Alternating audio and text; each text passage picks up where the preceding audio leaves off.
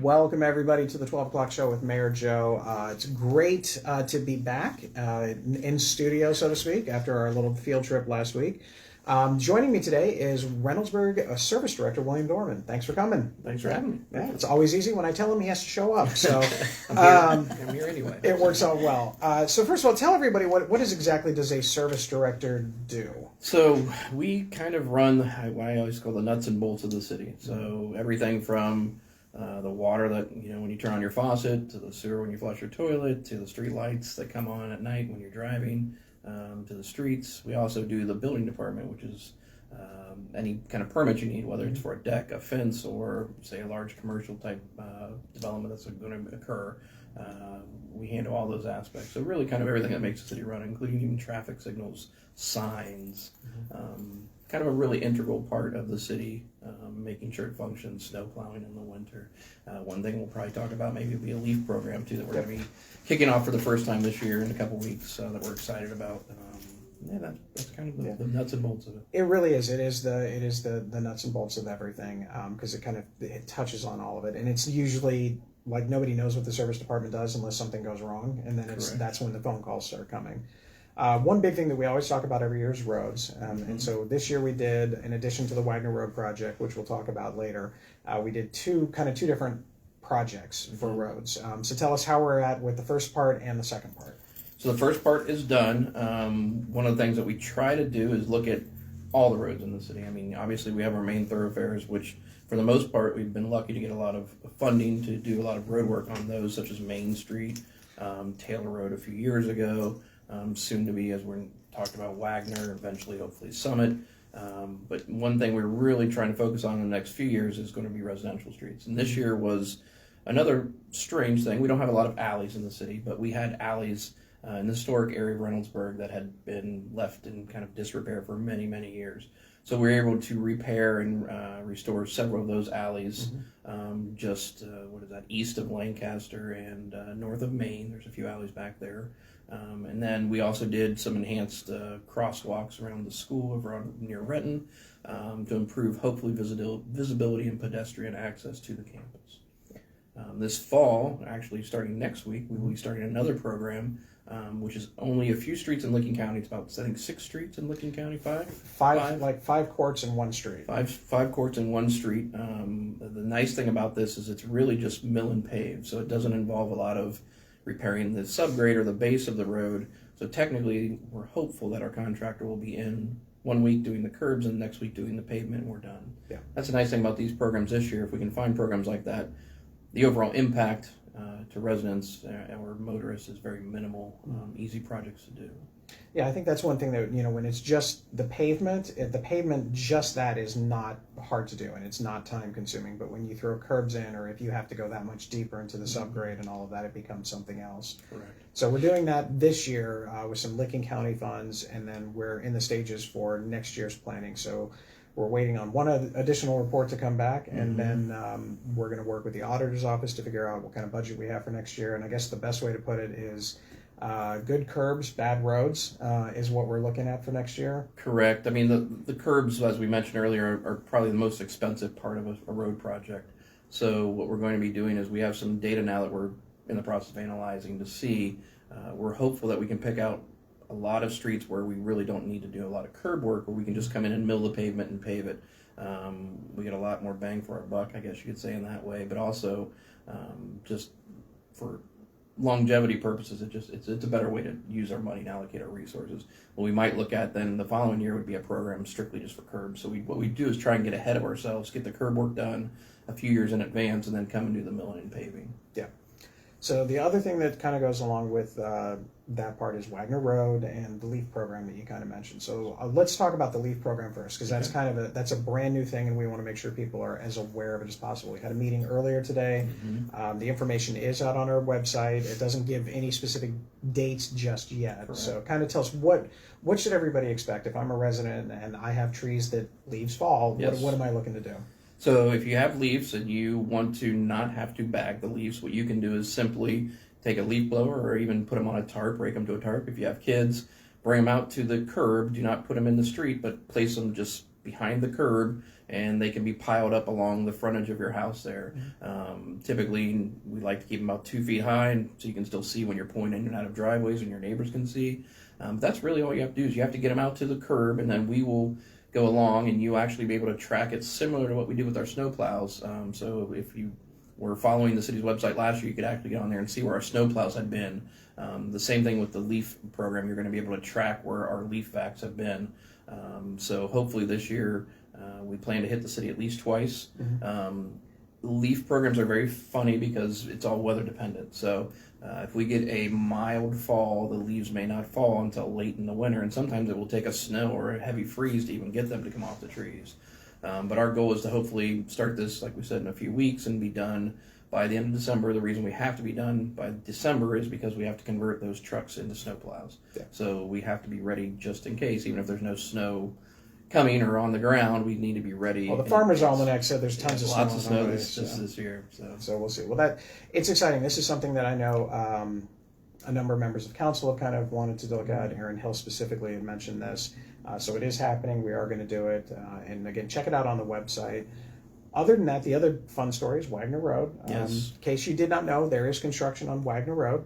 Didn't know if anybody paid attention to that. Paving has been going on all week. And where are we at and what are we looking for over the next couple of weeks? Yeah, so Wagner Road, it's one of those things we talked about earlier. A lot of the work we've been doing a lot of work. It's just people don't really you can't see it.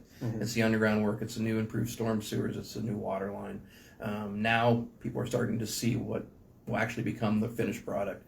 So paving's been done on the west side of the road. What will happen fairly soon is our goal is to pave the leisure path, which is also on the west side of the road. So once we get the leisure path paved, we will essentially move traffic onto the new pavement and then close off the other side that people are currently driving on. We'll need to rip out that piece of roadway and finish some minor storm sewer work. And once that gets done, we'll put the curb in and pave, and then hopefully by end of November, we're running two-way traffic on Wagner Road. Yeah. So that's always good. Any questions that have popped up at all? I have a question about the Dora. Sure, let's go with it. Any feedback on the Dora rollout at Blues and Brews and any upcoming events which will incorporate it again? That's I've heard nothing bad about it. Let's put it this way: RPD did not call me with anything, so I know that everybody was appreciative of it, which is always a good thing. I think for the most part, everybody had a good time with it. I know I did see a few people back and forth between Blues and Brews. I think the next one, I don't know necessarily if it's going to be something that's going to be like, we're not doing anything for Christmas on the town. Yeah. We don't have anything planned yeah. for the rest of the year, but next year we'll work with the businesses. Yeah. So it'll be there. It'll be nice. Hopefully next year we'll have a couple of different businesses in there, and whether or not Vix is back in some sort of capacity or what happens at the Trivium site and things like that to add a little bit more to it. So it's a good question. That's it for right now. All right. Well, you are free to go because I know you got a lot of things to do. I appreciate you coming in. But again, if you have questions, reach out. Odds are, if it's road related, it's going to be one of the two of us answering those questions anyway. But it's good to have a face to the name out there, and appreciate it. Thank you. Thank you. All right. So, ladies and gentlemen, always good to have Director Dorman on just to kind of explain that aspect of everything, because how much other stuff it hits. Other cool things going on in the city of Reynoldsburg. Reynoldsburg City Schools had their board meeting last week, and they will have their next board meeting on October 21st here at City Hall. But before that, the even more fun thing is happening, the homecoming parade. That's going to start basically at Rose Hill, and it will hit down Rose Hill and then up and around to Retton, back up to Rose Hill. So it's going to be a lot of fun. The theme is fairy tale, and it's going to be Thursday, October 9th. It's going to start usually, I think, around 6 o'clock-ish is when it starts and kind of kicks off. But it'll be a great opportunity to see what the kids are doing. All the schools will have their own floats, and the school district will have, some of each building will have their own thing, and some of the clubs will have them there as well. It is fairy tale themed, so the city will be participating, and we have a pretty good indication of what we're all going to be dressed as, because it's more fun this way. So we're going to really get into the spirit of it with the fairy tale aspect of it. We also have some fun things. I want to save the date for those of you that are interested. French Run, not too far from us, is having a walkathon on October 10th. So if you're interested in supporting the walkathon, feel free and go ahead and you can either scan the QR code or you can go to the webpage that they have for it and talk about all of those fun things to support the kids over at French Run. Beyond that, we have Shop with a Cop. Again, we have all sorts of pictures to show you today. Shop with the Cop. Basically, Reynoldsburg Police Department is accepting Meyer gift cards until November 25th. You can drop those donations off right there at RPD. And then at some point in time, we'll see on Facebook when you see why are there 8 squad cars and everything with lights flashing going to Meyer. That's because they're escorting the kids to go shop with the cop. So it's actually a lot of fun out there. So hopefully you can participate and support our police officers. They help some of our underprivileged kids have a good holiday. They are also going to be doing a winter coat giveaway. This was just kind of put out in the last day or so. It's going to be October 2nd from 3 to 7 p.m. here at JFK Park. There's going to be winter coats for all ages, but it is first come, first serve. So make sure that you actually show up early so you're good with that one. I did want to mention we did have a good 10 TV town hall last week. It was on, I believe, last Wednesday night, and it was interesting. There were some good questions. I would say 40% of the questions were related to the bus rapid transit system with CODA. About 40% of the questions were related to issues with the school district. And then the rest of it was just kind of like one topic here, one topic there. But it was good things. They don't broadcast that, but what they do is they actually get story ideas from that, and then they kind of go a little bit more in depth. So you may have seen one on 10 TV today about the bus rapid transit system and things like that. That was on there. So we'll see what happens. That was also a topic last night at the Meet the Candidate night. Really big shout out to the Reynoldsburg Chamber of Commerce, Pam and her executive board of directors. They did a great job working with the Reynoldsburg Community Church. John and Joni, hopefully you're watching. Again, great job. Huge turnout. This is the first Meet the Candidate night that we've had since 2019. So it was great to see. I want to say the attendance was around 100 people, and they came and listened to conversations about the Turo Township race, school board, city council, and the auditor's race. So great for that. Feedback I've heard, it was good. It was good to hear the candidates in their own words. It was a little bit good to have some give and take, so it wasn't just like a post on social media or something like that. But if you're interested in finding out more about it, check out those candidates, set meetings with them, go and ask them questions for all the various offices. That was good. Got the Wagner Road update. I did want to throw out an update for Taylor Road. For those of you that are on Taylor Road as you're headed towards Broad Street, AEP is doing some reconnections and different power lines in there, and so it's kind of made traffic a little bit more frustrating, especially with Wagner Road going on. That project is going to take another 4 weeks or so, but once it is done, they are going to repave everything and it's going to go back to its original condition. Because right now it's a little bit bumpy, and considering all the work that the city did to kind of even that out a few years ago, it was kind of frustrating. But they are going to go ahead and restore that to its conditions. Talked about the leaf collection. We are going to start that about the middle of October. October 13th through December 1st, give or take a couple of days, is when a majority of those passes are going to go by. We will be putting message boards in the areas that they're going to come into, so you'll know that ahead of time, so you know when to put your leaves out there at the curbs themselves. As Director Dorman mentioned, phase 2 of our street project is going to start next week with some curb work. I dropped off some notifications yesterday at a couple of the courts on the Licking County side, and I'll finish the rest of those up in the next couple of days, so that way they know that the work is coming. So we're trying to do some things to let people know that this work is on its way. I did have the opportunity to attend the Ohio Department of Transportation briefing on the 70 Taylor Road interchange this week. And so I have a much better idea of the project that they are doing. And when I say they, I mean it is they. It is not Reynoldsburg. We're just kind of on the side on this one. So if you did not know, they're going to be doing an overpass at 70 and Taylor Road. So as you're kind of driving headed towards Walmart, instead of turning towards the Walmart, you would actually basically go straight across. The overpass is going to go over the current 70. So it's going to be a nice little elevated thing. They're in the right-of-way acquisition period right now, and they're wrapping that up. They plan on construction starting in 2027. The overpass project itself will take 2 years, so that will probably be the biggest impact in Reynoldsburg.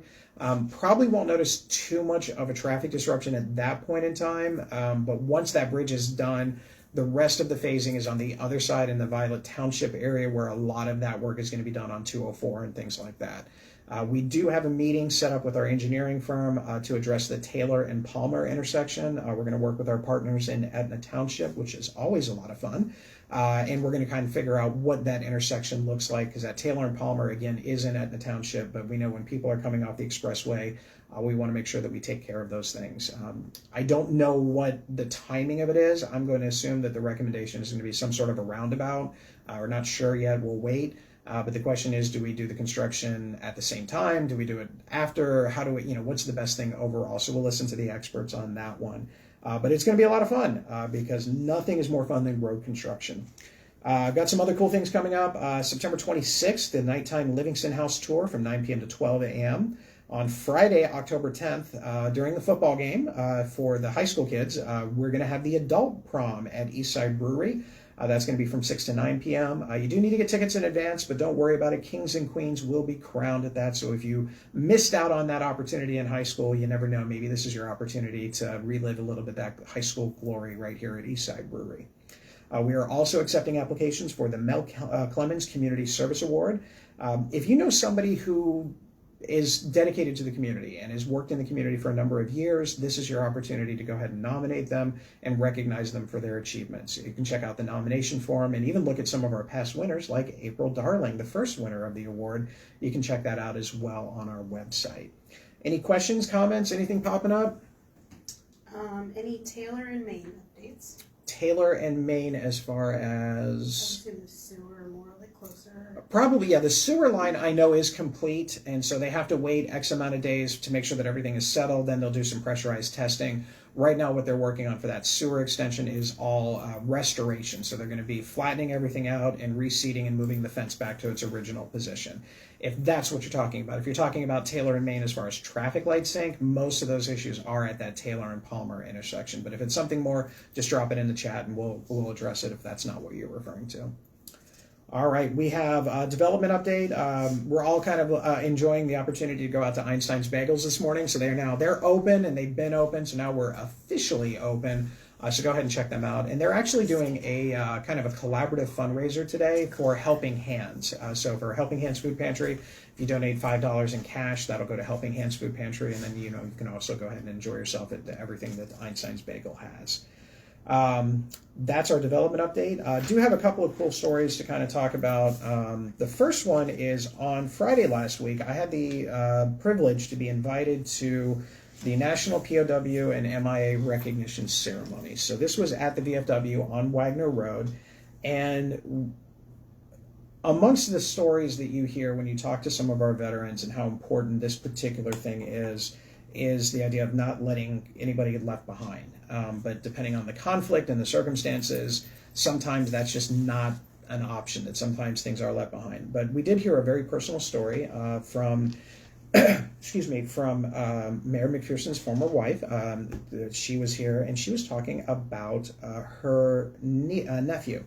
So on October 11th, 2025 at 11 a.m., Marine Platoon Sergeant Harold Morton Weaver, Company L, 3rd Battalion, 5th Marine Regiment, 1st Marine Division in the Pacific Theater of World War II, will be home in Cuyahoga Falls, Ohio, after being missing in action and non-recoverable for almost 80 years, and will be buried with military honors in Oakwood Cemetery.